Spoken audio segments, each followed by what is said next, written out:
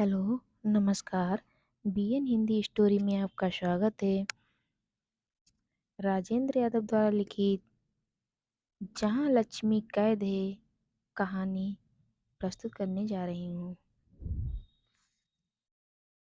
जरा ठहरिए, यह कहानी विष्णु की पत्नी लक्ष्मी के बारे में नहीं, लक्ष्मी नाम की एक ऐसी लड़की के बारे में है जो अपनी कैद से छूटना चाहती है। इन दो नामों में ऐसा भ्रम होना स्वाभाविक है जैसा कि कुछ क्षण के लिए गोविंद को हो गया था। एकदम घबराकर जब गोविंद की आंखें खुली तो वह पसीने से तर था और उसका दिल इतने जोर से धड़क रहा था कि उसे लगा कहीं अचानक उसका धड़कना बंद ना हो जाए। अंधेरे में उसने 5-6 बार पलकें झपकाई। पहली बार तो उसकी समझ में ही न आया कि वह कहाँ है, कैसा है। एकदम दिशा और स्थान का ज्ञान उसे भूल गया। पास के हॉल की घड़ी में 1 घंटा बजाया, जो उसकी समझ में ही न आया कि वह घड़ी कहाँ है, वह स्वयं कहाँ है और घंटा कहाँ बज रहा है। फिर धीरे धीरे उसे ध्यान आया। उसने जोर से अपने गले का पसीना पोंछा और उसे लगा उसके दिमाग में फिर वही खट्टा खटखट गूंज उठी है जो अभी गूंज रही थी।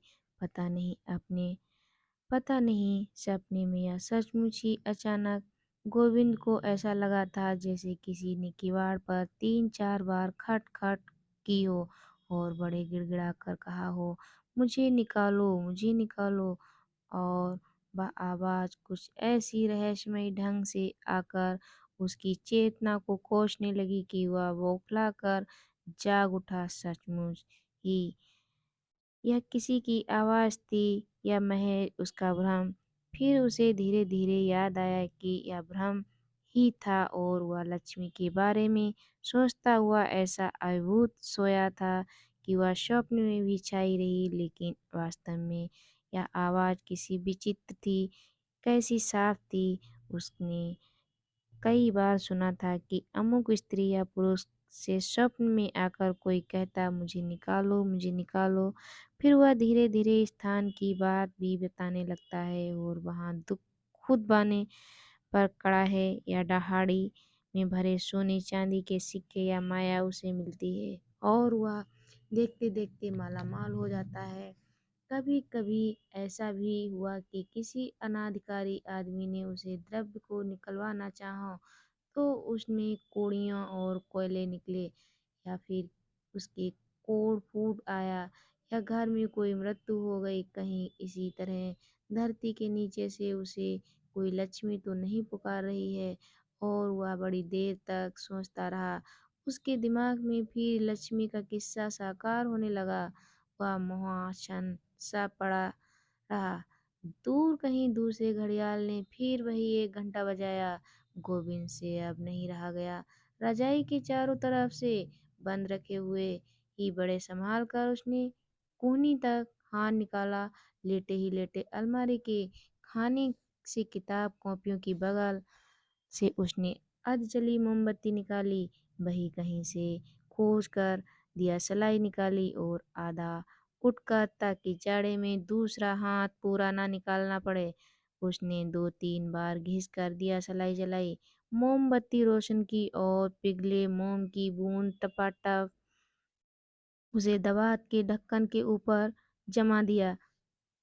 धीरे धीरे हिलती रोशनी में उसने देख लिया कि किवाड़ पूरे बंद हैं और दरवाजे के सामने वाली दीवार में बने जाली लगे रोशनदान के ऊपर दूसरी मंजिल से हल्की हल्की जो रोशनी आती है वह भी बुझ चुकी है।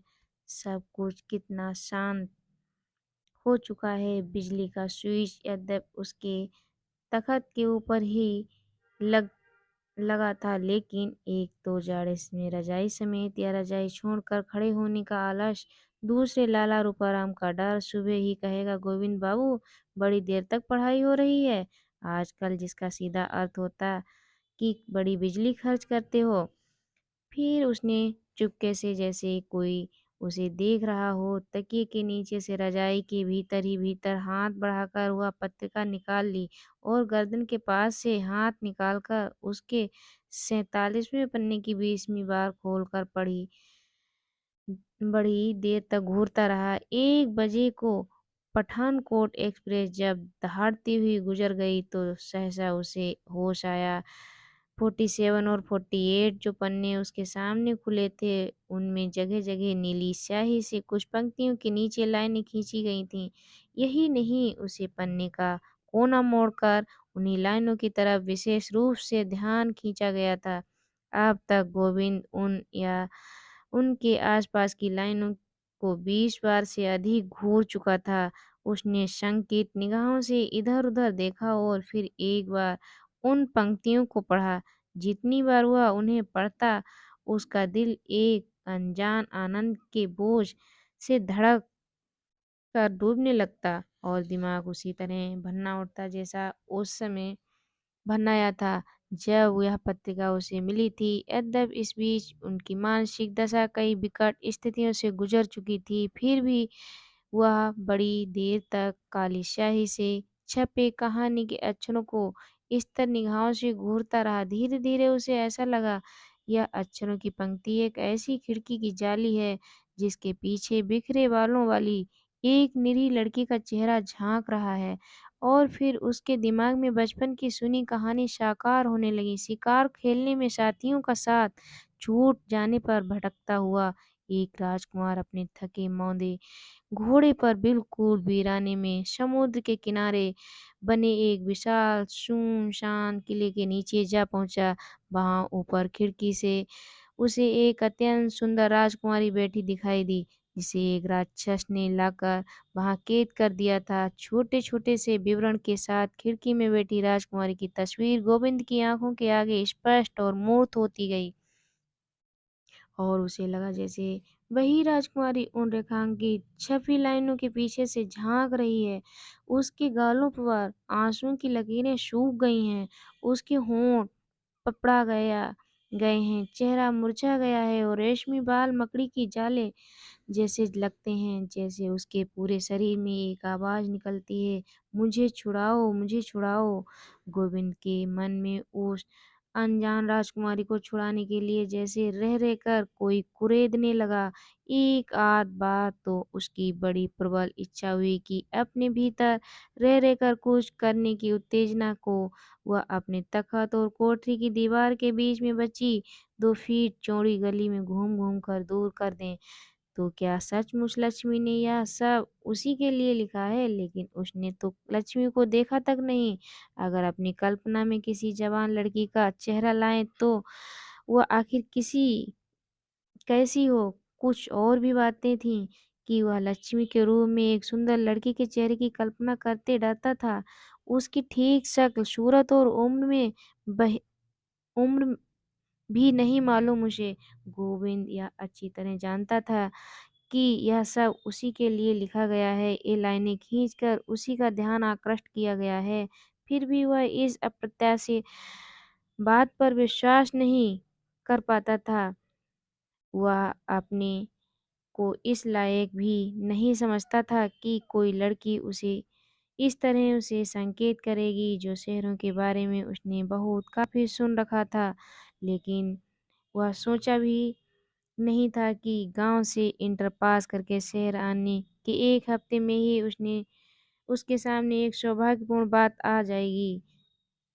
वह जब-जब पंक्ति को पढ़ता तब-तब उसका सिर इस तरह चकराने लगता जैसे 10 मंजिले मकान से नीचे झाँक रहा हो। जब उसने पहले-पहले ये पंक्तियाँ देखी थीं तो इस तरह उछल पड़ा था जैसे हाथ में अंगारा आ गया हो।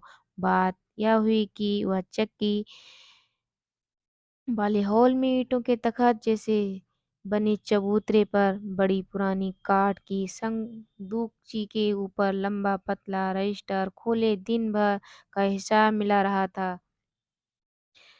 तभी लाला रूपाराम का सबसे छोटा 9-10 साल का लड़का रामस्वरूप उसके पास आ खड़ा हुआ। यह लड़का एक फटे पुराने से चेस्टर की जो साफ़ ही किसी बड़े भाई के चेस्टर को कटवा कर बनवाया गया होगा। जेबों में दोनों हाथों को ठूंसे पास खड़ा होकर उसे देखने लगा। गोविंद जब पहले ही दिन आया था और हिसाब कर रहा था, तभी वह लड़का भी आ खड़ा हुआ था।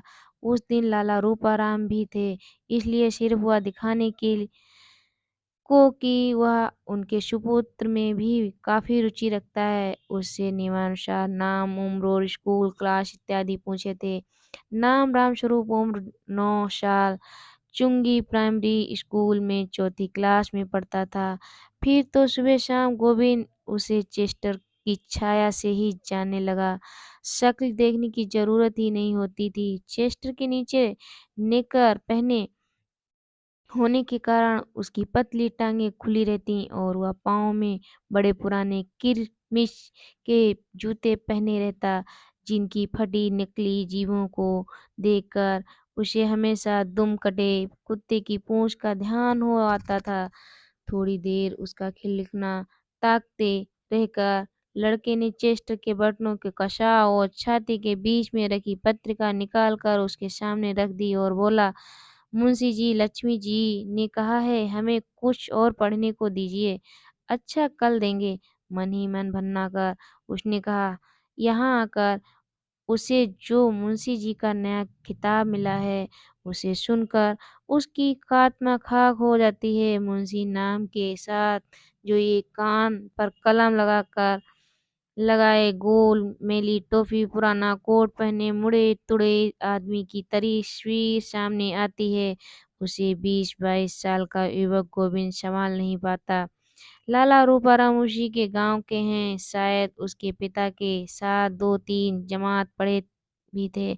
शहर आते ही आत्मा निर्भर होकर पढ़ाई चला सकने के लिए किसी ट्यूशन इत्यादि का या छोटे पार्ट टाइम काम के लिए लाला रूपाराम से भी वह मिला तो उन्होंने अत्यंत उत्साह से उसके मृत बाप को याद करके कहा, भैया तुम तो अपने ही बच्चे हो, जरा हमारी चक्की का हिसाब किताब आधा घंटे देख लिया करो और मजे से चक्की के पास जो कोठरी है उसमें पड़े रहो। अपने पढ़ो, आटे की यहाँ तो कमी है ही नहीं। और अत्यंत कृतज्ञता से गदगद वह उनकी कोठरी में आ गया। पहली रात हिसाब लिखने का ढंग समझाते हुए लाला रूपाराम मोतियाबिंद वाले चश्मे के मोटे मोटे कांचों के पीछे से मोरपंखी के चंदोवे सी दिखती आंखों और मोटे होठों से मुस्कुराते उसका सम्मान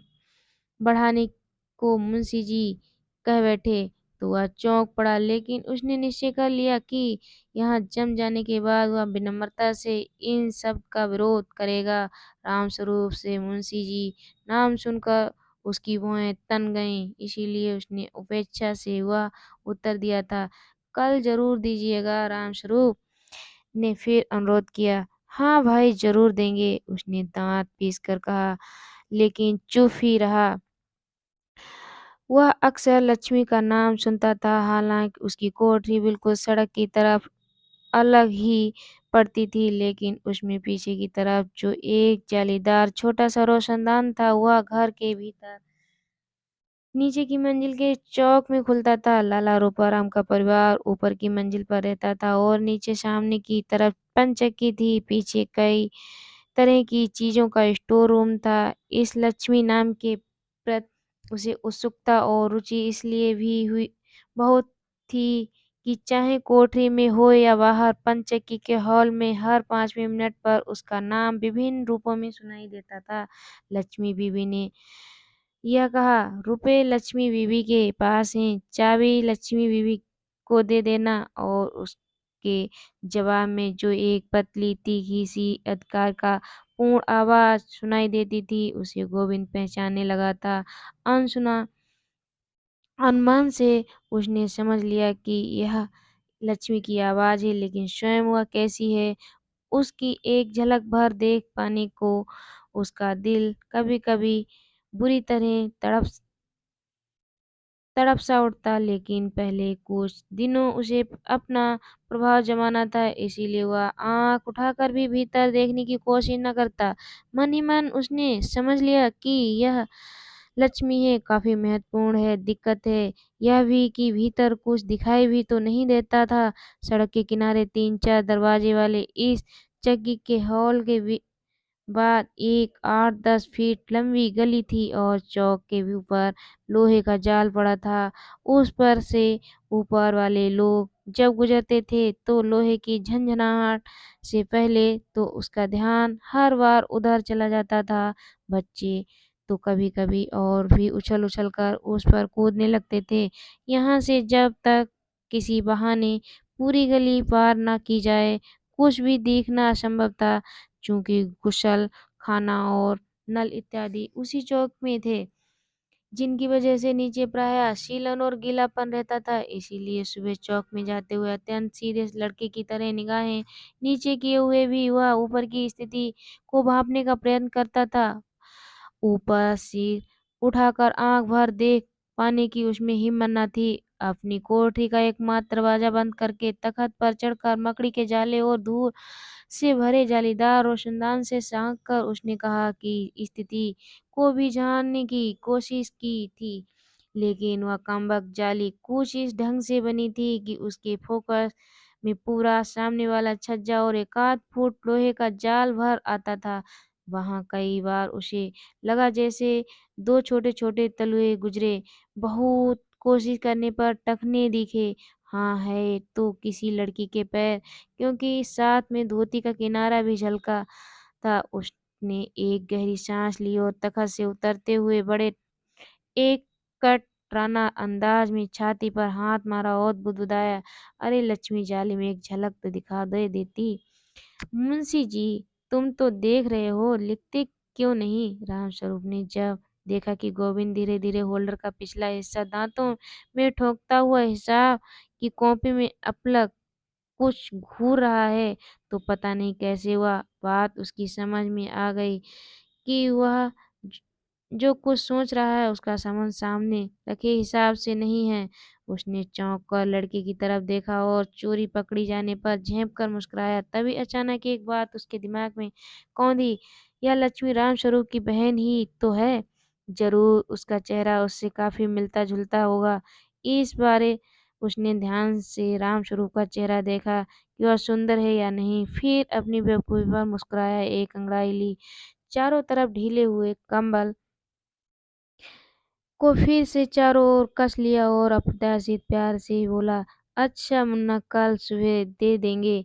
उसकी इच्छा हुई कि वह उससे लक्ष्मी के बारे में कुछ बात करे, लेकिन सामने ही चौकीदार और मिस्त्री सलीम काम कर रहे थे।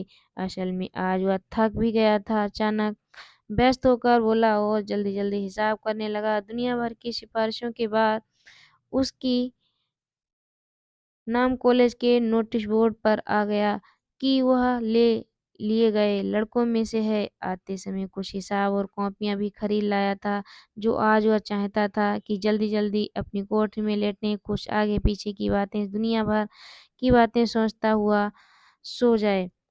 सो सोचे लक्ष्मी कौन है, कैसी है, वह उसके बारे में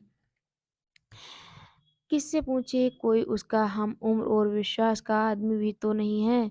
किसी से पीछे और किसी से पूछे और रूपाराम को पता चल जाए तो, लेकिन अभी तीसरा ही तो दिन है। मन ही मन अपने पास रखी पत्रिकाओं और कहानी की पुस्तकों की गिनती करते हुए वह सोचने लगा कि इस बार उसे कौन-सी देनी है। आगे जाकर जब काफ़ी दिन हो जाएँगे तो वह चुपचाप उसमें एक ऐसा छोटा-सा पत्र रख देगा कि किसी दोस्त के नाम लिखा गया होगा, या उसकी भाषा ऐसी होगी कि पकड़ ना आ सके। भूल से चला गया, पकड़े जाने पर वह आसानी से कह सकेगा। उसे तो ध्यान भी नहीं था कि वह पर्चा उसमें रखा है। 20 जवाब हैं। अपनी चालाक बेवकूफ़ी की कल्पना पर वह मुस्कुराने लगा। जिसके विषय में वह इतना सब सोचता है, वह उसी लक्ष्मी के पास से आई हुई पत्रिका है। उसमें इसे अपने कोमल हाथों से छुआ होगा, तकिए के नीचे सिरहाने भी यही रखा होगा, लेटकर पढ़ते हुए हो सकता है सोचते-सोचते छाती पर भी रखकर सो गई हो और उसका तन-मन गुदगुदा उठा। क्या लक्ष्मी उसके विषय में बिल्कुल ही न सोचती होगी? हिसाब लिखने की व्यस्तता में भी उसने गर्दन मोड़कर एक हाथ से पत्रिका के पन्ने पलटने शुरू कर दिए और एक कोना मुड़े पन्ने पर अचानक उसका हाथ ठिठक गया। या उसने यह किसने मोड़ा है? 1 मिनट में हज़ारों बातें उसके दिमाग में चक्कर लगा गईं। उसने पत्रिका उठाकर हिसाब की कॉपी पर रख ली। मुड़ा पन्ना पूरा खुला था। छपे पन्ने पर जगह-जगह नीली स्याही से निशान देखकर वह चौंक पड़ा। यह किसने लगाए हैं? उसे खूब अच्छी तरह ध्यान है, वे पहले नहीं थे। मैं प्राणों से अधिक प्यार करती हूँ। उसने एक नीली लाइन के ऊपर पढ़ा। यह क्या है? चक्कर? वह एकदम जैसे बौखला उठा। उसने फ़ौरन ही सामने बैठी मिस्त्री सलीम और दिलावर सिंह को देखा। बौखला उठा, उसने फ़ौरन ही सामने बैठी मिस्त्री सलीम दिलावर सिंह को देखा। मैं अपने में ही व्यस्त थे। उसकी निगाह अपने आप दूसरी लाइन पर फिसल गई। मुझे यहाँ से भगा ले चलो। अरे! तीसरी लाइन में फांसी लगाकर मर जाऊँगी। और गोविंद इतना घबरा गया कि उसकी उसने फट से पत्रिका बंद कर दी। शंका से इधर-उधर देखा, किसी ने ताड़ तो नहीं लिया। उसके माथे पर पसीना उभर आया और दिल चक्की के मोटर की तरह चलने लगा। पत्रिका के उन पन्नों के बीच में ही उँगली रखे हुए उसने उसे घुटने के नीचे छिपा लिया। कहीं दूर से रंग-बिरंगी कवर की तस्वीर को देखकर वह कमबख्त चौकीदार ही न माँग बैठे। उन पत्रिकाओं को एक बार देखने की दुर्निवार इच्छा उसके मन में हो रही थी, लेकिन जैसे हिम्मत न पड़ी थी। क्या सचमुच यह निशान लक्ष्मी ने ही लगाए हैं? कहीं किसी ने मज़ाक तो नहीं किया? लेकिन मज़ाक उससे कौन करेगा, क्यों करेगा? ऐसा उसका कोई परिचित भी तो नहीं है, यहाँ की 3 दिन में ही ऐसी हिम्मत कर डालें? उसने फिर पत्रिका निकालकर पूरी उलट-पुलट डाली। नहीं, निशान वही हैं बस। वह उन तीनों लाइनों को फिर एक साथ पढ़ गया और उसे ऐसा लगा जैसे उसके दिमाग में हवाई जहाज भनना उठा हो। गोविंद का दिमाग चकरा गया था, दिल धड़क रहा था और जो हिसाब वह लिख रहा था, वह तो जैसे एकदम भूल गया। उसने कलम के पीछे हिस्से के कान के ऊपर खुजलाया, खूब आँखें गड़ाकर जमा और खर्च के खानों को देखने की कोशिश की, लेकिन बस नस-नस में सन-सन करती कोई चीज़ दौड़े जा रही थी। उसे लगा उसका दिल फट जाएगा, आतिशबाज़ी के अनार की तरह दिमाग फूट पड़ेगा। वह किसने पूछे? यह सब निशान किसने लगाए हैं? क्या सचमुच लक्ष्मी ने? इधर मधुर सत्य पर विश्वास नहीं होता। मैं चाहे उसे न देख पाया हूँ, उसने तो ज़रूर ही मुझे देख लिया होगा। अरे! लड़कियाँ बड़ी तेज़ होती हैं। गोविंद की इच्छा हुई, अगर उसे इसी क्षण शीशा मिल जाए तो वह लक्ष्मी की आँखों से एक बार अपने को देखे कैसा लगता है। लेकिन वह लक्ष्मी कौन है? विधवा, कुमारी, विवाहिता, परित्यक्ता, क्या कितनी बड़ी है, कैसी है? उसकी नस-नस में एक प्रबल मरोड़ सी उठने लगी कि वह अभी उठे और दौड़कर भीतर के आँगन की सीढ़ियों को धड़ाधड़ चढ़ता हुआ ऊपर जा पहुँचे। लक्ष्मी जहाँ भी जिस कमरे में बैठी हो, उसके दोनों कंधे झकझोर पूछे, "लक्ष्मी, लक्ष्मी, यह सब तुमने लिखा है? तुम नहीं जानती लक्ष्मी मैं कितना अभागा हूँ और सचमुच इस अप्रत्याशित सौभाग्य से गोविंद का हृदय इस तरह पसीज उठा कि उसकी आंखों में आंसू आ गए। डोरी से लटकते हुए बल्ब को अपलक देखता हुआ वह अपने अतीत और भविष्य की गहराइयों में उतरता चला गया। फिर उसने धीरे से अपनी कोरों में भरे आंसुओं को उंगली पर लेकर इस तरह झटक दिया जैसे देवता पर चंदन चढ़ा रहा हो। उसका ढीला पड़ा हाथ अब भी पत्रिका के पन्नों को पकड़े था। एक बार उसने फिर उन पंक्तियों को देखा, मान लो लक्ष्मी उसके साथ भाग जाए, कहाँ जाएगी? वे लोग कैसे रहेंगे? उसकी पढ़ाई का क्या होगा? बाद में पकड़ लिए गए तो, लेकिन आखिर यह लक्ष्मी है कौन? लक्ष्मी के बारे में प्रश्नों का एक झुंड उसके दिमाग पर टूट पड़ा, जैसे शिकारी कुत्तों का बाड़ा खोल दिया गया हो। एक के बाद एक सिर पर कौड़ी हथौड़े की चोटें कर रहा हो, बड़ी निर्ममता और क्रूरता से, जैसे छत पर से अचानक गिर पड़ने वाले आदमी के सामने सारी दुनिया एक झटके के साथ एक क्षण के चक्कर लगा जाती है। उसी तरह उसने सामने सैकड़ों हजारों चीजें एक साथ चमक कर गायब हो गईं। ईंटों के ऊंचे चौकोर तख्तनुमा चबूतरे पर पुरानी छोटी सी संदूक के आगे बैठा गोविंद हिसाब लिख रहा था, और अभी हिसाब न मिलने के कारण जो कच्चे पुर्जे इधर उधर बिखरे थे, वे सब यूं ही बिखरे रहे। उसने खुले लेजर रजिस्टर पर दोनों कोनियां टिका दी और हथेली से आंखें बंद कर ली। कनपट्टी के पास की नसें चटक रही थीं। ऐसे तो कभी देखा सुना नहीं, सिनेमा उपन्यासों में भी नहीं देखा पढ़ा। सचमुच इन निशानों का क्या मतलब है? क्या लक्ष्मी ने ही ये लाइनें खींची हैं? हो सकता है किसी बच्चे ने ही खींच दी हों। इस संभावना से थोड़ा चौंक कर गोविंद ने फिर पन्ना खोला। नहीं बच्चा, क्या सिर्फ इन्हीं लाइनों के नीचे निशान लगाता? और लकीरें इतनी सदी और सीधी हैं कि किसी बच्चे को ही नहीं सकती। किसी ने उसे बेहद परेशान करने को तो निशान नहीं लगा दिए। हो सकता है वह लक्ष्मी बहुत चुहलबाज हो और जरा छकाने को उसी ने सब किया हो। यद्यप गोविंद इस तरह आंखें बंद किए सोच तो रहा था, लेकिन उसे मन ही मन डर था कि मिस्त्री और दरबान उसे देखकर कुछ समझ न जाएं। सबसे बड़ा डर लाला रूपाराम का था। अभी रुई भरी शक्ल, पैरों वाली सिलाई की मैली सी पूरी बाहों की मिर्जई पहने और उस पर मैली चीकट, युगों पुरानी अंडी लपेटे, धीरे धीरे हाँफते हुए बेंत टेकते बड़े कष्ट की सीढ़ियां उतर कर वे आएंगे। अचानक बेंत की खटखट से चौंक कर उसने जो आंखों के आगे से हाथ हटाए तो देखा सच ही लाला रूपाराम चले आ रहे हैं। अरे कमबख्त, याद करते ही आ पहुंचा, बैठे हुए देख तो नहीं लिया? उसने झट पत्रिका को घुटने के नीचे और भी सरका दिया।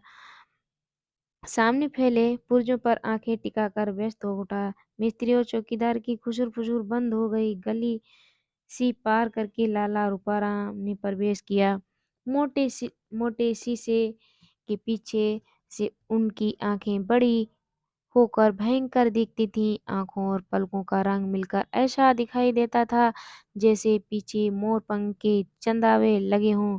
सिर पर रुई भरा कंटोपा था। उसके कानों को ढकने वाले मोटर के मडगार्ड जैसे कोने अब ऊपर मुड़े थे और पौराणिक राक्षसों के सींगों का दृश्य उपस्थित कर रहे थे। चेहरा उनकी झुर्रियों से भरा था और चश्मे का फ्रेम नाक के ऊपर से टूट गया था। उसने उन्होंने डोरा लपेटकर मजबूत कर लिया था। दांत उनके नकली थे और शायद ढीले भी थे, क्योंकि उन्हें वे हमेशा इस तरह मुंह चला चला कर पीछे सरकाए रखते थे, जैसे च्युइंगम चबा रहे हों। गोविंद उनके इस मुंह चलाने और मुंह से निकलती तरह तरह की आवाज़ों से बड़ी उबकाई सी आती थी, और जब उससे बात करते थे वह प्रयत्न करके अपना ध्यान उस ओर से हटाए रखता। लाला रूपाराम की गर्दन हमेशा इस तरह हिलती रहती जैसे खिलौने वाले बुड्ढे की गर्दन का स्प्रिंग ढीला हो गया हो। घुटनों तक की मैली कुचेली धोती और मिलिट्री के कावड़िया बाजार से खरीद कर लाए गए मोजों पर बांधने की पट्टियां, जो शायद उन्हें गठिया के दर्द से भी बचाती थीं। बिना फीते के खीसे निफोरते फटे पुराने बूट उन्हें देखकर हमेशा गोविंद को लगता कि वह इस आदमी का अंत समय निकट आ गया है। जब लाला रूपाराम पास आ गए तो उनके सम्मान चेहरे पर चिकनाई वाली मुस्कान लगाकर उनकी ओर देखते हुए स्वागत किया। ईंटों के चबूतरे पर लगभग 200 स्याही के दाग, छेद वाली दरी पर रामस्वरूप के उससे सटक कर खड़े होने से एक मोटी-सी सिकुड़न पड़ गई थी। उसे हाथ से ठीक करके उसने कहा, "लाला जी, यहाँ बैठिए।" लाला जी ने हाँफते हुए बिना बोले ही इशारा कर दिया कि नहीं, वे ठीक हैं और वे टीन की कुर्सी पर ही उसकी ओर मुँह करके बैठ गए और हाँफते रहे। असल में उन्हें साँस की बीमारी थी और वे हमेशा प्यासे कुत्ते की तरह हाँफते रहते थे। उनके वहाँ आ बैठने से एक बार तो गोविंद काँप उठा, कहीं कमबख्त को पता नहीं चल गया। कुछ पूछने-ताछने न आया हो। हालांकि लाला रूपाराम इस तरह खा-पीकर एक बार चक्कर जरूर लगाते थे, लेकिन उसे विश्वास हो गया कि हो न हो बुढ़ा ताड़ गया है। उसका दिल धड़क चला। रूपाराम अभी हाँफ रहे थे कि गोविंद सिर झुकाए ही हिसाब-किताब जोड़ता रहा। आखिर स्थिति संभालने की दृष्टि से उसने कहा, लाला जी, आज मेरा नाम आ गया कॉलेज में।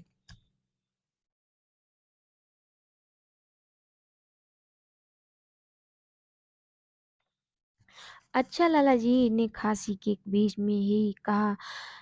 वह एक हाथ से डंडे को धरती पर टेके थे, दूसरे हाथ की कलाई तक गोमुखी बंधी थी। उसके भीतर उंगलियां चला चला कर वह माला घुमा रहे थे। उनका वह हाथ टोंटा सा लग रहा था। वातावरण का बोझ बढ़ता ही चला जा रहा था कि एक घटना हो गई।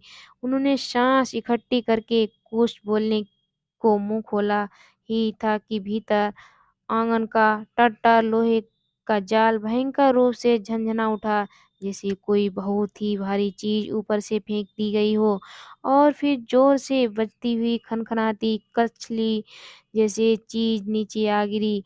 उसके पीछे चिमटा सड़ासी और फिर तो उसे ऐसा लगा जैसे कोई बाल्टी कढ़ाई तवा इत्यादि निकाल कर टट्टर पर फेंक रहा हो और पानी और छोटी मोटी चीजें नीचे गिर रही हैं। उसके साथ कुछ कोलाहल कोहराम भीतर सुनाई दिया, जैसे आग जल गई हो। गोविंद झटक कर सीधा हो गया। कहीं सचमुच आग वाग तो नहीं लग गई?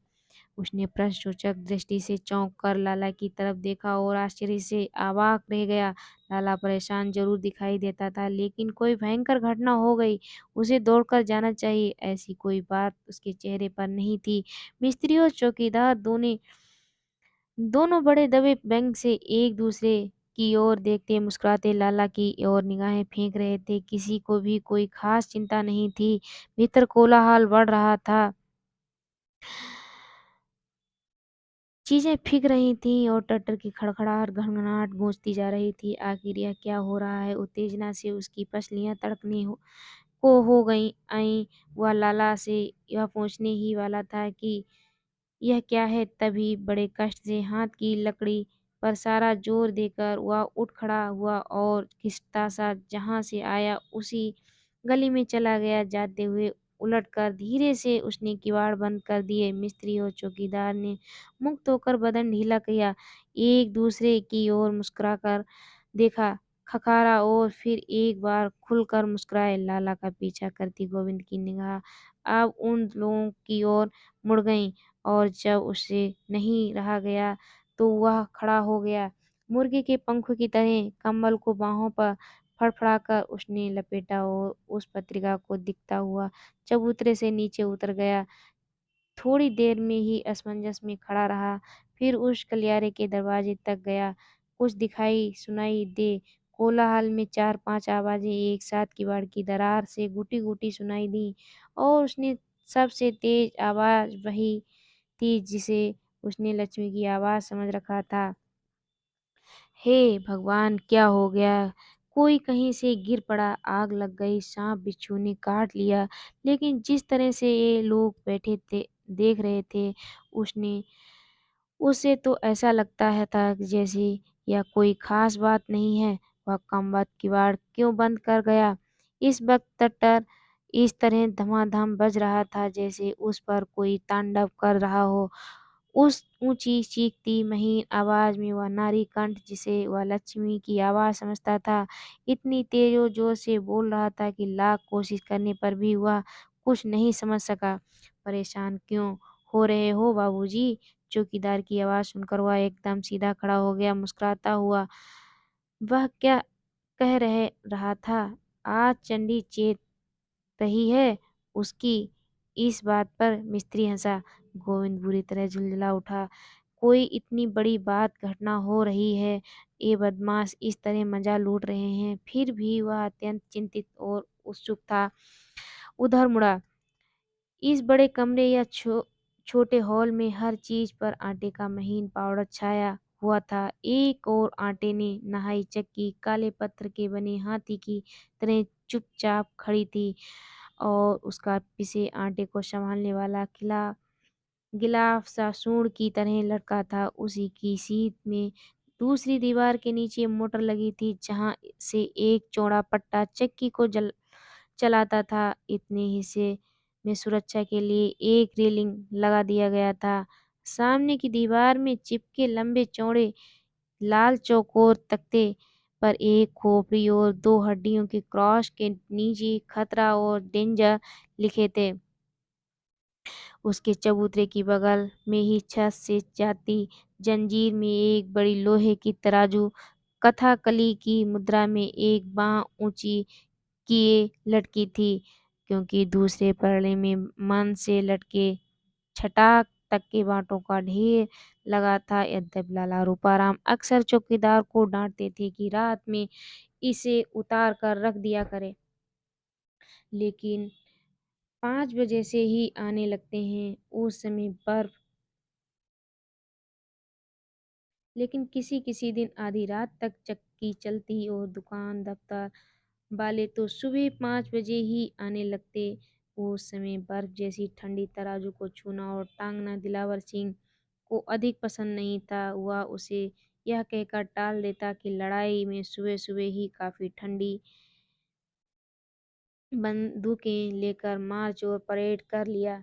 अब क्या जिंदगी भर ठंडा लोहा ही छूना उसकी किस्मत में बदा है? इसीलिए वह उसे टंगी ही रहने देता। हालांकि ठीक बीच में होने के कारण वह जब भी दरवाजा खोलने उठता तो खुद ही उससे टकराता, उलझता और रात के एकांत में फौजी गालियों का स्वागत भाषण करता। पुराना कैलेंडर एक ही पिसाई के लिए भरे अन्न या पिसे आटे के बारे में कनस्तर पोटलियां और ऊपर चढ़कर अन्न टालने का मजबूत सा स्टूल। इस समय दोनों टांगे जिनमें कीलदार फूल बूट डटे हुए थे धरती पर फैलाए। चौकीदार मंजे में खाट की पाटी पर झुका बैठा, अपना पुराना पहला लड़ाई के सिपाही बनने की याद ग्रेट कोट चारों ओर लपेटे शान से बीड़ी धौंक रहा था और धीरे धीरे सामने बैठे मिस्त्री सलीम से बातें भी करता जा रहा था। उसके और मिस्त्री के बीच एक बरूसी जल रही थी। जब कभी ध्यान आ जाता तो पास रखे कोयले लकड़ी कुछ डाल देता और कभी कभी अत्यंत निष्प्रयता से हाथ या पांव उस दिशा में बढ़ाकर गर्मी सोखता। सलीम सिर झुकाए गर्म पानी की बाल्टी में ट्यूब डुबा डुबा कर उनके पंक्चर देखने में व्यस्त था। उसके आसपास 10-12 काले लाल ट्यूब, रबर की कतरें, कैंची, पेंच, प्लास सॉल्यूशन, चमड़े की पेटी और एक और टायर लटके 10-12 साइकिल के पहियों का ढेर था। अपने इस सामान से उसने आधे से ज्यादा कमरा घेर लिया था। जब गोविंद उसके पास आया तो वह सिर झुकाए ही हंसता हुआ ट्यूब के पंक्चर को पकड़कर कान में लगी कॉपिलिंग पेंसिल को थूक से गीला करते हुए, हालांकि ट्यूब पानी से भीगा था और सामने पानी भरी बाल्टी भी रखी थी, निशान लगाता हुआ जवाब दे रहा था। यह कहाँ जमादार साहब ने?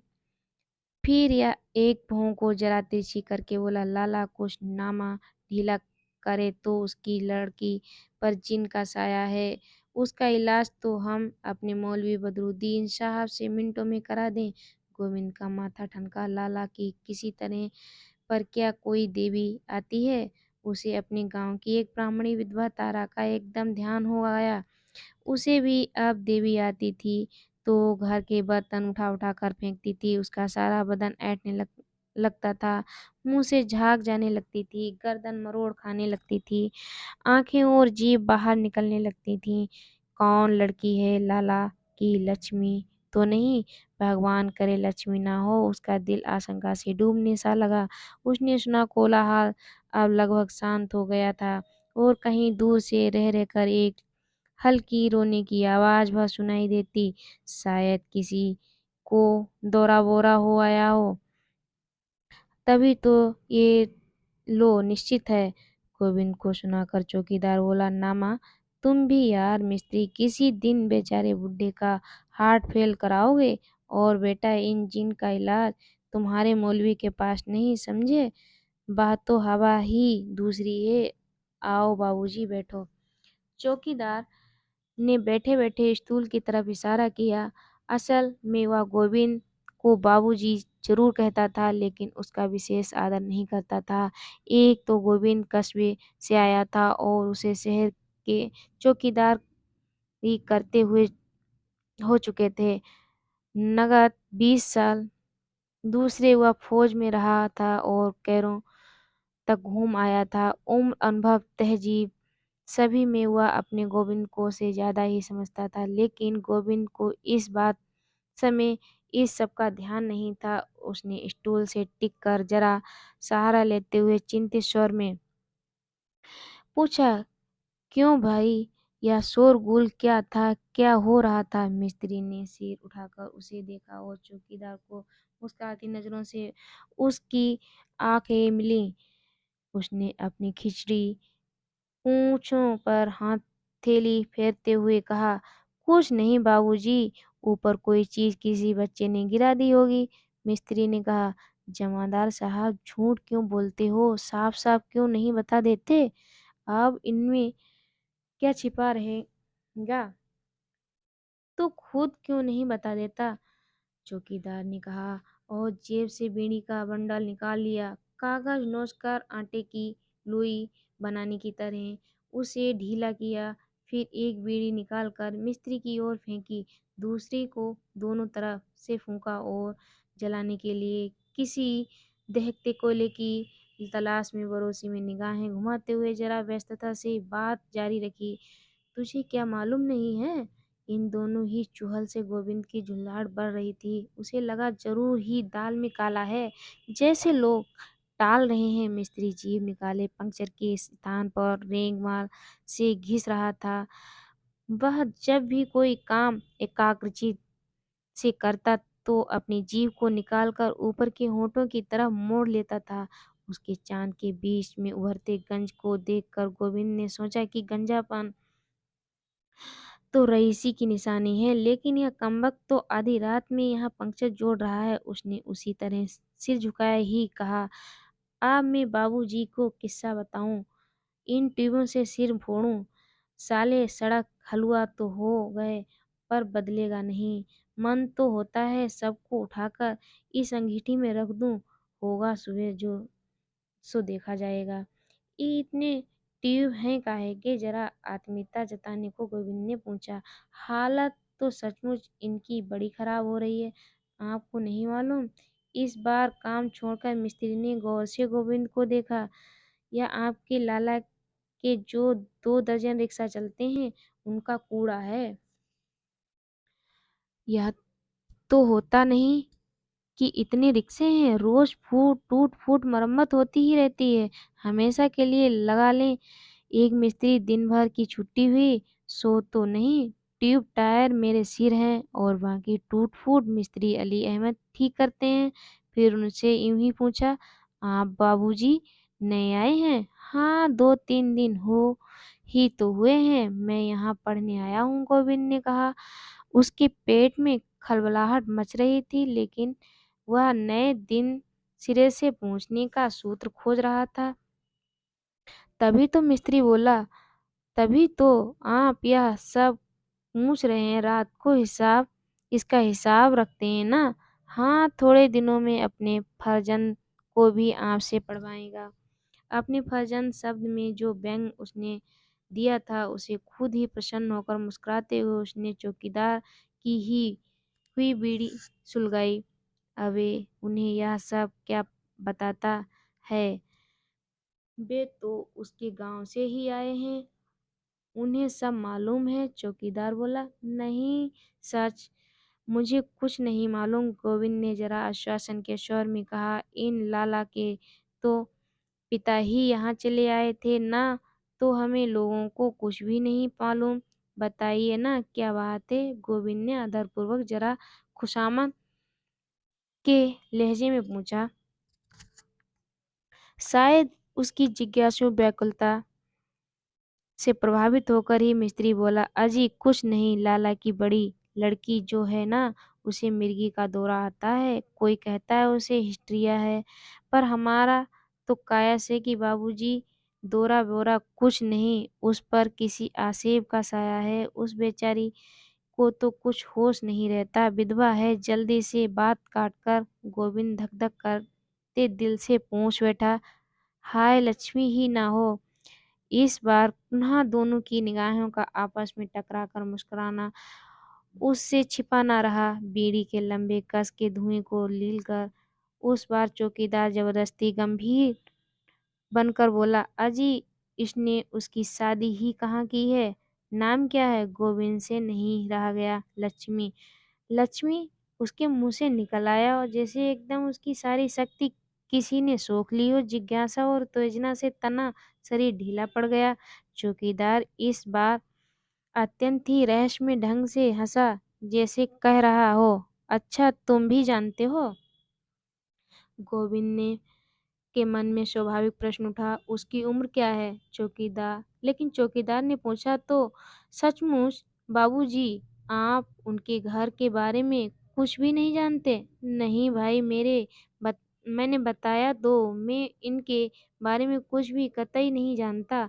एक तरह आत्मसमर्पण के भाव से गोविंद बोला, लेकिन लक्ष्मी का किस्सा तो सारे शहर में मशहूर है। चौकीदार बोला, आप शायद नए आए हैं, यही वजह है। फिर मिस्त्री की ओर देखकर बोला, क्यों मिस्त्री साहब, तो बाबूजी की किस्सा क्या बता ही दूं?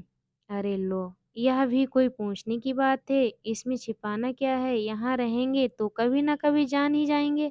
अच्छा तो फिर सुन ही लो यार, तुम भी क्या कहोगे? चौकीदार ने आनंद में आकर कहना शुरू किया, आप शायद जानते हैं, यह हमारा लाला शहर का मशहूर कंजूस और मशहूर रईस है। लामुहाला तो कंजूस होगा, वो रईस तो होगा ही। मिस्त्री बोला, नहीं मिस्त्री साहब, पूरा किस्सा सुनना हो तो बीच में मत टोको। चौकीदार इस हास्य पर नाराज हो गया। अच्छा अच्छा सुनाओ।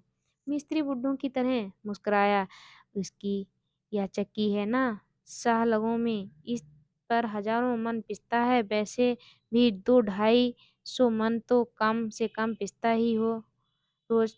अफसरों और क्लर्कों को कुछ खिला पिलाकर लड़ाई के ज़माने में इसे मिलिट्री के कुछ ठेके मिल ही जाते थे। आप जानो मिलिट्री का ठेका तो जिसके पास आया सो बना। आप उन दिनों देखते लक्ष्मी फ्लोर मिल के हल्ले बोरे यूं चुने रखे रहते थे जैसे मोर्चे के लिए बालू भर भर कर रख दिए हों। इसमें इसने खूब रुपया पीटा, मिलिट्री के गेहूँ बेच दिए औने पौने भाव और रद्दी सस्ते वाले खरीद कर कोटा पूरा किया। उसमें खड़िया मिला दी, पिसाई के उल्टे सीधे पैसे तो इसने मारे ही। ब्लैक 400 बीसी चोरी क्या क्या इसने नहीं किया। इसके अलावा एक बड़ी साबुन की फैक्ट्री और एक काफ़ी बड़ी जूतों का कारखाना भी इसका यहाँ है। उसे इसके बेटे संभालते हैं। 25-30 रिक्शे और 5 मोटर ट्रक चलते हैं। 10-12 से ज़्यादा इसके मकान हैं जिनका किराया आता है। रुपए सूद पर देता है। शायद गांव में काफ़ी ज़मीन इसके लिए रखी है। एक काम है साले का, इतना तो हमें पता है, बाकी इसकी असली आमदनी तो कोई भी नहीं जानता। कुछ न कुछ करता ही रहता है, भगवान ही जाने, रात दिन किसी न किसी तिकड़म में लगा ही रहता है। करोड़ों का असामी है और सबसे ताज्जुब की बात तो यह है कि सब सिर्फ इसे 25-26 साल में जमा की हुई रकम है। चौकीदार दिलावर सिंह के किस्सों को अपनी बहादुरी के कारनामों में खूब नमक मिर्च लगाकर इसकी इतनी बार सुना चुका था कि उसे कहानी सुनाने का मुहावरा हो गया था। हर बार के उतार-चढ़ाव के साथ उसकी आँखें और चेहरे की भंगिमाएँ बदलती रहती थीं। उसकी बातें और गौर और रुचि से सुनते हुए भी गोविंद के मन में एक टकराई लक्ष्मी के दौरे आते हैं। कहीं ऐसा तो नहीं कि उसने जो या निशान लगाकर भेजे हैं, वह भी दौरे की दशा में ही लगाए हों और उनका कोई विशेष गहरा अर्थ ना हो। इस बात से सचमुच उसे बड़ी निराशा हुई। फिर भी उसने ऊपर से आश्चर्य प्रकट करके पूछा, "सिर्फ 25-26 साल?" नई बीड़ी जलाते हुए चौकीदार ने जोर से सिर हिलाया। गोविंद ने सोचा, और लक्ष्मी की उम्र क्या होगी? और कंजूसी की तो हद आपने देख ही ली होगी। बुढ़ा हो गया है, सांस का रोग हो गया है, सारा बदन कांपता है, लेकिन एक पैसे का भी फायदा देखेगा तो 10 मील धूप में हाँफता हुआ पैदल जाएगा। क्या मजाल सी सवारी कर ले।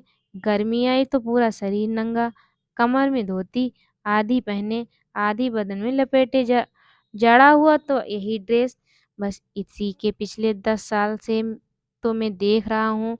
कभी किसी मकान की मरम्मत न कराना, सफेदी सफाई न कराना और हमेशा यही ध्यान रखना कि कौन कितनी बिजली खर्च कर रहा है, कहाँ बेकार नल है, पंखा चल रहा है, लड़का है उसे मुफ्त की चुंगी के स्कूल में डाल दिया है, लड़की घर पर बैठा रखी है, एक एक पैसे के लिए घंटों रिक्शा वालों ट्रक वालों से लड़ना, बहसें करना और चक्की वालों को नाक में दम रखना, उन्हें दिन-रात का सिखाना कि किस चालाकी से आटा बचाया जा सकता है। 20 रुपयों का आटा रोज़ होटल वालों को बिकता है, 100 अलग। जिस दिन से चक्की खुली है घर के लिए, तो आटा बाज़ार से आया ही नहीं। आप विश्वास मानिए, कम से कम 12-15 हज़ार की आमदनी होगी इसकी, लेकिन सूरत देखिए, मक्खियाँ भिनभिनाती रहती हैं। किसी आने-जाने वाले के लिए कुर्सी तक नहीं, पान सुपारी की तो बात ही दूर है। कौन कह देगा कि यह पैसे वाला है? यह उम्र होने आई है, सुबह से शाम तक बस पैसे के पीछे, हाय हाय! दुनिया के किसी और काम से इसे मतलब ही नहीं। सभा हो, सोसाइटी हो, हड़ताल हो, छुट्टी हो, कुछ भी हो, लेकिन लाला रूपाराम अपनी ही धुन में मस्त। नौकरों को कम से कम देना पड़े, इसलिए खुद ही उनके काम को देखता है। मुझसे तो कुछ इसलिए नहीं कहता कि मुझ पर थोड़ा विश्वास है। दूसरे मेरी ज़रूरत सबसे बड़ी है, लेकिन बाकी हर नौकर होता है इसके लिए नाम को। और मज़ा यह कि सब जानते हैं कि झक्की है, कोई इसकी बात को ध्यान से सुनता ही नहीं। बाद में सब इसका नुकसान करते हैं। आस-पास के सभी हँसते हैं और गालियाँ देते हैं। बच्चे कितने? चौकीदार को इत्मीनान से बोला। सच बाबूजी, मैं यह देख-देख कर हैरान हूँ कि इस उम्र तक तो इसने यह दौलत जुटाई है। अब इसका यह कमबख्त करेगा क्या? लोग जमा करते हैं कि बैठकर भोंगेंगे, या राक्षस तो जमा करने में ही लगा रहता है। इसे जमा करने की ही ऐसी हाय-हाय रही कि दौलत किस लिए जमा की जाती है, इस बात को यह बेचारा बिल्कुल भूल गया।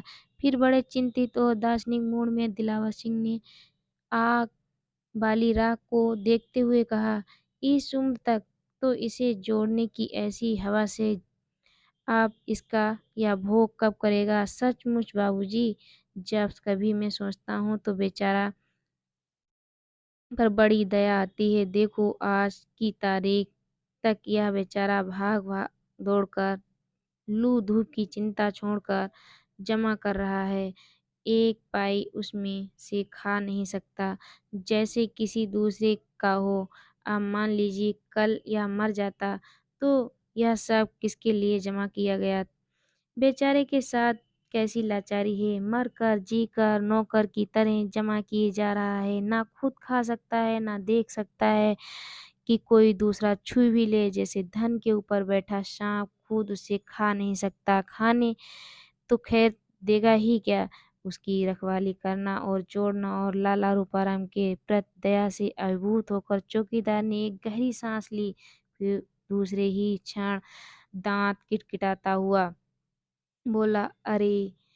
और कभी-कभी मन होता है छुरा लेकर साले की छाती पर जा चढ़ूँ और मुरब्बे के आम की तरह गोदूँ अपने पेट में जो इस इतने इतना धन भर रखा है, उसकी एक-एक पाई उगलवा लूँ। चाहे खुद ना खाए लेकिन अपने बच्चों को खिला-पिला नहीं सकता, उस धन का क्या होगा? इसके बच्चे कितने हैं? इस बार फिर गोविंद अधीर हो गया। असल में वह चाहता था कि दास ने उद्गारों को छोड़कर वह जल्दी-जल्दी मूल विषय पर आ जाए, लक्ष्मी के विषय में बताए। वर्णन में बह जाने की अपनी कमजोरियों पर चौकीदार मुस्कुराया और बोला, इसके बच्चे हैं 4, बीवी मर गई, बाकी किसी नातेदार, किसी रिश्तेदार को झाँकने नहीं देता। ऊपर तो कोई नौकर भी नहीं है, बस एक मरी-मराई सी बुढ़िया पाल ली है। लोग बड़े भाई की बीवी बताते हैं, बस वही सारी देखभाल करती है और तो किसी को मैंने साथ देखा नहीं। खुद के 3 लड़के और 1 लड़की, बड़े 2 लड़के तो साथ नहीं रहते। इस बार मिस्त्री बोला, हाँ वो लोग अलग ही रहते हैं, दिन में एकाध चक्कर लगा जाते हैं। एक जूतों का कारखाना देखता है, दूसरा साबुन की फैक्ट्री संभालता है। इस साले को उन पर विश्वास नहीं है, पूरे कागज पत्तर हिसाब किताब अपने पास ही रखता है, नियम से शाम को वहां जाता है वसूली करने। लेकिन लड़के भी बड़े तेज हैं, जरा शौकीन तबीयत पाई इसके मरते ही देख लेना मिस्त्री भी, वो इतनी इसकी सारी कंजूसी निकाल देंगे। फिर याद करके बोला, और क्या कहा तुमने? साथ रहने की बात तो भैया जब तक अकेले थे तब तक तो कोई बात ही नहीं थी, लेकिन अब तो उनकी बीवियां भी आ गईं, ना एकाध बच्चा भी आ गया घर में, सो उसे दिन भर गोद में लटकाए फिरता है। इसके घर में एक चंडी जो है ना, उसके साथ सबका निभाव नहीं हो सकता। एकदम गोविंद के मन में आया लक्ष्मी, और वह ऊपर से नीचे तक सिहर उठा। कौन लक्ष्मी? उसके मुंह से निकल गया। जी हाँ, उसी की बदौलत तो सारा खेल है। वही तो इसे भंडारे की चाबी है। बहाना होती तो वह सब तामझाम आता कहाँ से? उसने तो उसके दिन ही पलट दिए, नहीं तो था क्या इसकी बात। इस बार यह बात चौकीदार ने इसे लटके से कही, जैसे सचमुच किसी रहस्य की चाबी दे दी हो। कैसे भाई कैसे? गोविंद पूछ बैठा। इसका दिमाग चकरा गया। क्या विरोधाभास है? एक पल को उसके दिमाग में आया, कहीं यह रुपया कमाने के लिए तो लक्ष्मी का उपयोग नहीं करता राक्षस चंडाल। उसकी व्याकुलता पर चौकीदार मुस्कुराया और बोला, बाप तो इसका ऐसा रईस था भी नहीं, फिर वह कच्ची गृहस्थी छोड़कर मर गया था। ज्यादा से ज्यादा 1000 रुपए दोनों भाइयों के पल्ले पड़ा होगा। शादियां दोनों की हो ही चुकी थीं। कुछ कारोबार खोलने के विचार में या सट्टे में अपने रुपए दूने चौगने करने जो पहुंचा तो सारे गांव आया। बड़े भैया रोचूराम ने एक पनचक्की खोल डाली। पहले तो उसकी भी हालत डावाडोल रही, लेकिन सुनते हैं कि जब उसकी लड़की गोरी पैदा हुई, उसकी हालत संभलती ही चली गई। या उसी के यहाँ काम करता था, मियाँ बीवी वहीं पड़े रहते थे। ऐसा कुछ उस लड़की का पाँव आया कि लाला रूपाराम सचमुच के लाला हो गए। इन लोगों के बड़े बुड्ढों का कहना था कि लड़की उनके खानदान में भगवान होती है। अब तो अपना लाला, कभी इस ओझा के पास जा, कभी उस पीर के पास जा, कभी इसकी मानता, कभी उसकी संकल्प, दिन रात बस यही कि भगवान मेरे लड़की हो। और पता नहीं कैसे भगवान ने सुन ली और लड़की हो गई। आप विश्वास नहीं करेंगे, फिर तो सचमुच ही रूपाराम नक्शे बदलने लगे। पता नहीं गड़ा हुआ मिल गया, छप्पर फाड़ मिल गया, लाला रूपाराम के सितारे फिर गए। इसे विश्वास होने लगा कि वह सब बेटी की कृपा है और वास्तव में वह कोई देवी है। उसने उसका नाम लक्ष्मी रखा और साहब कहना पड़ेगा कि लक्ष्मी सचमुच लक्ष्मी ही बनकर आई। थोड़े दिनों में ही लक्ष्मी फ्लोर मिल अलग बन गई। अब तो इसका यह हाल है कि मिट्टी भी छू दे तो सोना बन जाए और कंकड़ को उठा ले तो हीरा दिखे। फिर आ गई लड़ाई और उसके पंजे छक्के हो गए। इसे ठेके मिलने लगे। समझिए एक के बाद एक मकान खरीदने लगे। सामान लाने ले जाने वाले ट्रक आए। इधर रोचूराम भी फल रहा था और दोनों भाई गर्व से कहते थे, हमारे यहाँ लड़कियां लक्ष्मी बनकर ही आती हैं। लेकिन फिर एक ऐसा बकाया हो गया कि तस्वीर की शक्ल बदल गई। चौकीदार दिलावर सिंह जानता था कि वह उसकी कहानी का क्लाइमेक्स है, इसलिए श्रोताओं की उत्सुकता को झटका देने के लिए उसने उंगलियों में दबी व्यर्थ जलती बीड़ी को 2-3 कश लगाकर खत्म किया और बोला, गोरी शादी लायक हो गई थी। शायद किसी पड़ोसी लड़के को लेकर कुछ ऐसी वैसी बातें भी लाला रोचूराम ने सुनी। लोगों ने उंगलियां उठाना शुरू कर दिया तो उन्होंने गोरी की शादी कर दी। बस उसकी शादी होना था कि जैसे एकदम सारा खेल उजड़ गया। उसके जाते ही लाला एक बहुत बड़ा मुकदमा हार गया और भगवान की लीला देखिए, उन्हीं दिनों उनकी पंचक्की में आग लग गई। कुछ लोगों का कहना तो यही है यहाँ है कि किसी घरेलू दुश्मन का काम था, जो भी हो बड़े हाथी की तरह जो एक बारगी गिरे तो उठना दुश्वार हो गया। लोग रुपए दाब गए, उनका दिलवाला निकल गया। दिवाला क्या जी, एक तरह से बिल्कुल मटियामेट हो गए। सब कुछ चौपट हो गया और छल्ला-छल्ला तक बिक गया। एक दिन लाला जी की लाश तालाब में फूली हुई मिली। अब तो हमारे लाला रूपाराम को सांप सूंघ गया। उनके कान खड़े हो गए और लक्ष्मी पर पहरा बैठा दिया गया। उसे स्कूल से उठा लिया गया। वह एक दिन जो आज का दिन बेचारी नीचे नहीं उतरी। घर के भीतर ना किसी को आने देता है, ना जाने देता है। मास्टर रखकर पढ़ाने की बात पहले उठी थी, लेकिन जब सुना कि मास्टर लोग लड़कियों को बहकाकर भगा ले जाते हैं, तो वह विचार एकदम छोड़ दिया गया। लक्ष्मी खूब रोई-पीटी, लेकिन इस राक्षस ने उसे भेजा ही नहीं। सुनते हैं, लड़की देखने दिखाने लायक। बात काटकर मिस्त्री बोला, अरे देखने दिखाने लायक क्या, हमने खुद देखा है। जिधर से निकल जाती उधर बिजली ही कौन जाती। 100 में एक। उसकी बात का विरोध न करके अर्थात स्वीकार करके चौकीदार बोला, स्कूल में भी सुनते हैं, बड़ी तारीफ थी, लेकिन सबकी साले ने रेड़ कर दी। उसे यह विश्वास हो गया कि लड़की सचमुच लक्ष्मी है और जब वह दूसरे को हो जाएगी तो इसका एकदम सत्यानाश हो जाएगा। इसी डर से ना तो किसी को आने देता है, ना जाने देता है, ना उसकी शादी करता है। उसकी हर बात पर पुलिस के सिपाही की तरह नज़र रखता है, उसकी हर बात मानता है, बुरी तरह उसकी इज़्ज़त करता है, उसकी हर जिद पूरी करता है, लेकिन निकलने नहीं देता। लक्ष्मी 16 की हुई, 17 की हुई, 18, 19 साल पर साल बीत गए। पहले तो वह सबसे लड़ती थी, बड़ी चिड़चिड़ी और ज़िद्दी हो गई थी। कभी-कभी उसे गाली देती थी और मार भी बैठती थी। फिर तो मालूम नहीं क्या हुआ कि घंटों रात-रात भर पड़ी ज़ोर-ज़ोर से रोती रहती। फिर धीरे-धीरे उसे दौरा पड़ने लगा। अब क्या उम्र होगी, गोविंद के बीच में पूछा। उसकी ठीक उम्र तो किसी को भी पता नहीं, लेकिन अंदाज़ से 25-26 से कम क्या होगी। घड़ा से ओंठ टेढ़े करके चौकीदार ने अपनी बात जारी रखी।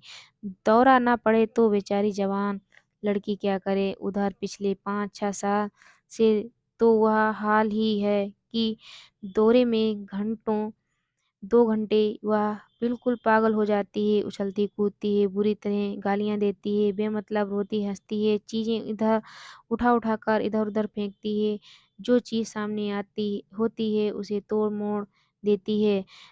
जो आज जो हाथ में आता है उसे मार-पीट शुरू कर देती है और सारे कपड़े उतार कर फेंक देती है, बिल्कुल नंगी हो जाती है और जांघें पीट-पीट कर बाप से कहती है, ले तूने मुझे अपने लिए रखा है, मुझे खा, मुझे चबाकर, मुझे भोग।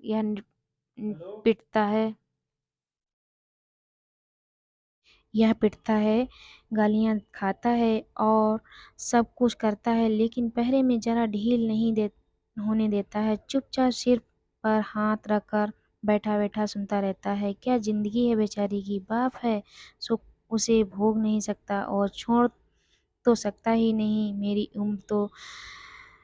मेरी तो उम्र नहीं रही, वरना कभी मन होता है ले जाऊं भगाकर।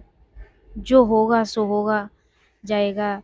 और एक तीखी व्यथा से मुस्कुराता चौकीदार देर तक आग को देखता रहा, फिर धीरे धीरे से ओंठ चबाकर उसकी बोटी बोटी गर्म लोहे की से दागी जाए और फिर टिकटी बांधकर गोली से उड़ा दिया जाए। गोविंद का भी दिल भारी हो गया आया था। उसने देखा बुढ़े चौकीदार की गीली आंखों के सामने की बरोसी में धुंधली आग परछाई झलमला रही।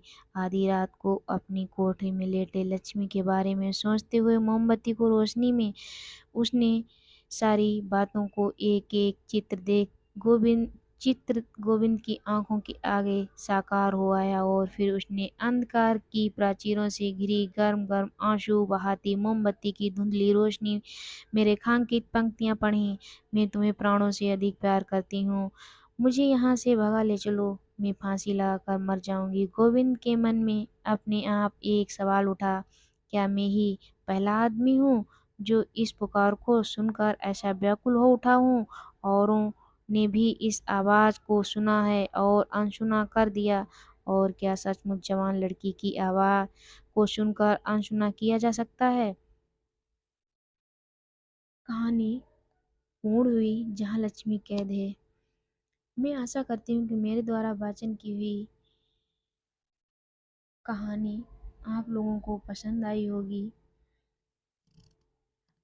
तो मेरे चैनल BN हिंदी स्टोरी को लाइक कमेंट और सब्सक्राइब कीजिए, जिससे मैं नई कहानी आप लोगों के समक्ष ला सकूं।